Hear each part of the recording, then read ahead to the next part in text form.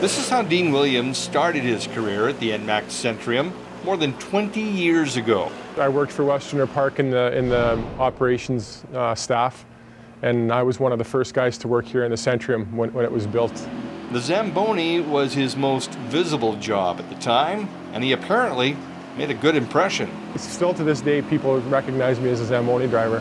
He did some sales work later in his career for Westerner Park, but when a job in sales opened up with the Rebels, he decided it was worth taking a shot at. I was close to the team already, working in the building every day, and I jumped at the opportunity to work for a hockey team. You know, I didn't have a playing career, but this was a chance to be a part of a team. As the VP of Marketing and Sales, he's kept busy, but says, don't let the fancy title fool you. We're a small organization, so it's having a title where you might be a management person doesn't mean anything. I mean, if the floor needs to be washed, you wash the floor. Dean says driving the Zamboni is like being a NASCAR driver in reverse. Just keep turning right. He hasn't been asked to step in, but figures if the need arises, he could. Just like riding a bike, you never forget. Well, I don't know about that. I haven't done it for a few years, so we'll see if I can still do it.